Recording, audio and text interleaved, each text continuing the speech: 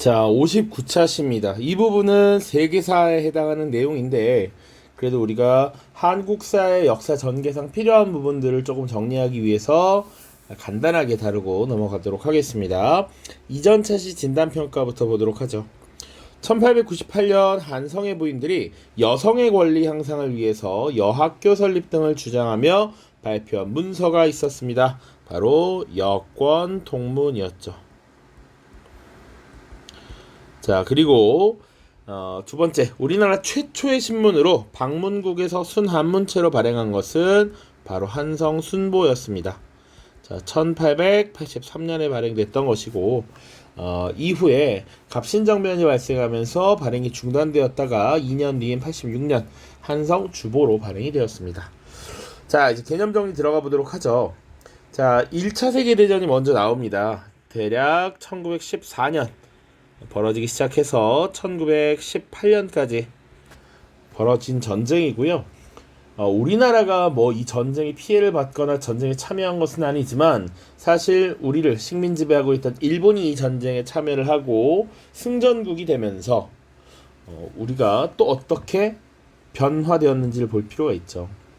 사실은 이 1차 세계대전이 끝나게 되면서 러시아는 사회주의 혁명이 일어나서 우리나라에 사회주의 사상이 들어오게 됐고요. 당시 레닌이 약소민족의 독립운동을 지원하겠다라고 하는 것이 우리 식민지 조선에도 전달이 되었습니다.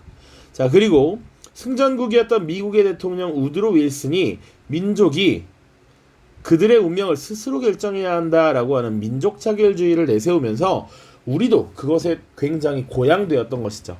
그러나 사실 1차 세계대전에서 일본이 승전국의 대열에 포함되어 있었기 때문에 사실상 이 민족 자결주의는 승전국의 식민지였던 우리 한국에게, 조선에게는 적용되지 못했다라는 것 알고 계셔야 합니다. 자, 일단 1차 세계대전이 어떻게 전개되었는가 간단하게 보도록 하죠. 자, 제국주의 국가들 간의 대립이라는 부분입니다. 일전에 흥선대원군 다루기 전에 이미 제국주의라고 하는 것을 우리가 살펴봤습니다. 자, 그래서 자, 3국 동맹이 결성되었습니다. 독일과 오스트리아 헝가리 제국, 이탈리아가 힘을 합쳤고요. 그리고 3국 협상, 영국, 프랑스, 러시아가 갈등을 벌이게 됩니다. 자, 기본적으로 유럽에서의 패권을 두고 제국주의 국가들 간의 대립이 일어나고 있다. 자, 그리고 이 발칸반도라고 하는 지역에서 독일, 오스트리아 이들이 중심이 된 범게르만주의와 러시아, 동유럽의 범슬라브주의가 또 충돌하게 되었다라는 것이죠. 자, 그래서 이런 국제적 배경 속에서 1차 세계대전이 빵 터지게 된다. 자, 발단은 사라예보 사건이라고 하는 겁니다. 자, 그래서 당시 세르비아, 여기는 슬라브 계열의 민족인데 이 세르비아의 민족주의를 지지했던 한 청년이 사라예보를 방문한 오스트리아 헝가리 제국의 황태자 부부를 암살하게 되면서 전쟁이 촉발되었다라는 것입니다. 사라예보 사건. 자, 전개 과정을 보시면 초기에는 이 독일을 비롯한 동맹국이 우세했습니다. 그리고 연합국이 치열하게 버티면서 전쟁이 굉장히 길어졌다. 자, 이런 과정에서 총력전의 양상으로 벌어지게 되었고요. 독일이 당시 이 태평양 건너에 미국이 참전하게 되는 이 배경이 되는 무제한 잠수함 작전을 벌이게 됩니다. 당시 영국을 비롯한 협상국의 작전을 약화시키기 위해서 실시했던 전략적 선택인데요. 하필이면 이제 이때 미국의 국민들이 대거 사망하게 되는 사건이 발생해요. 그러니까 루시타니아호 침몰 사건이 발생하고 이후에 미국이 연합국 측으로 참전하게 되면서 전쟁의 양상이 뒤바뀌게 되었습니다. 자, 결국 동맹국은 항복하게 됐고요.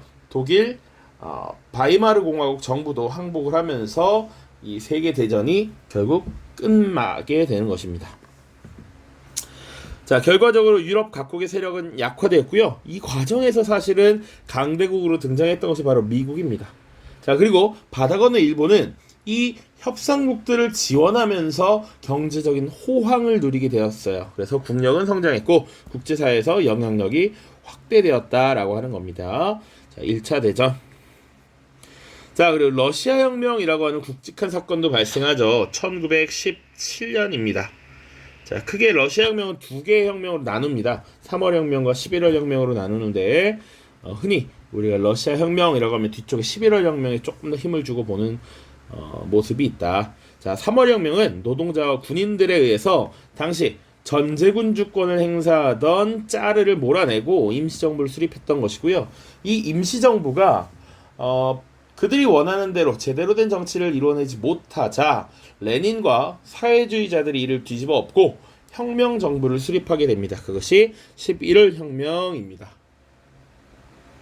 자, 그 이후에 이 러시아를 이끌게 된 레닌은 독일과 강화 조약을 체결하고 전쟁에서 벗어납니다. 그러니까 이 러시아 혁명이 일어난 시기가 1차 세계대전 기간이었어. 그러다 보니 러시아는 내부적인 혼란, 대외적인 전쟁 이를 동시에 하기 어려웠다라는 것이고, 그래서 전쟁을 중지하고요, 사회주의에 입각한 토지개혁, 산업 국유화 정책 등을 추진하기도 했다. 그리고 우리 역사에도 큰 영향을 미치게 되는, 그리고 계속 언급되는 소비에트 사회주의 공화국 연방 USSR이라고 하는 소련이 수립되죠. 자, 그리고 이 소련을 중심으로 해서 코민테른이라고 하는 국제 공산당 조직이 만들어집니다. 자, 그다음 1차 대전이 끝나고 난 뒤 전후 처리와 베르사유 체제인데, 자, 첫 번째 들어갈 것은 바로 베르사유 체제입니다. 베르사유 체제. 1차 세계대전 이후의 국제 질서를 의미합니다. 자, 전후 처리를 위한 파리 강화회의가 개최되었고요. 자, 이때 윌슨이 제창한 평화원칙 14개조에 따라 진행이 되었고, 당연히 승전국의 이익을 보장하는 조약이 체결되었습니다. 그리고 패전국, 특히 독일에 대한 철저한 응징이 있었다.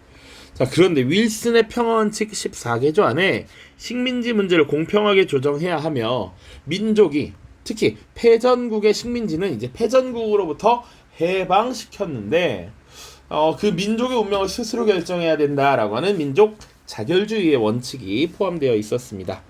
자, 아무튼 그래서 이 베르사유 조약이라는 것을 체결했고, 그 이후 형성된 국제 질서를 베르사유 체제라고 합니다. 자, 이 과정에서 일본은 승전국 대열에 들어가서 세력을 확장하게 되는데, 독일이 차지하고 있었던 산둥반도의 이권을 빼앗아갑니다. 자, 그리고 이 태평양 지역에서는 다시 워싱턴 회의라는 것이 열리게 되는데, 당시 미국이 아시아 태평양 지역에서 일본을 견제하기 위해서 군축 회의를 연 겁니다. 군비를 감축하자라는 거야. 일본을 견제하기 위해 이것이 개최되었고, 결국 일본은 이때 산둥반도를 중국에 반환하고 군비 확장을 제한당하게 됩니다. 이때 억눌렸던 이런 일본이 나중에 20년 뒤에 폭발하게 되는 것이죠. 자, 자료학습만 보고 마무리 짓겠습니다. 다음 자료를 보고 1차 대전의 발단을 정리해보자. 당시 세르비아의 한 청년이 오스트리아 헝가리 제국의 황태자 부부를 총으로 쏘고 있습니다. 1914년에 일어난 사라예보 사건을 계기로 오스트리아 헝가리 제국이 세르비아에 선전포고를 하면서 1차 대전이 시작되었다. 2번, 자, 레닌의 연설 장면이 나와 있습니다. 1917년 민족 자결의 원칙을 선언하였고, 1919년에는 국제공산당 조직이라고 하는 코민테른을 조직한 이후에 식민지 해방운동을 지원하겠다고 약속하였다. 한국에서는 1920년대에 사회주의 운동이 시작되었는데, 이는 코민테른과 밀접한 관계를 맺으며 전개되었다. 특히 공산당 조직은 굉장히 끈끈하게 연계되어 있어서 중앙에 이 코민테른의 지시하에 각국의 공산당 조직이 움직이는 이런 모습이 나타납니다. 자, 아무튼 이 정도로 정리를 할 수가 있겠고요. 60차 시 이어서 쭉쭉 보시면 되겠습니다. 고생 많았습니다. 안녕.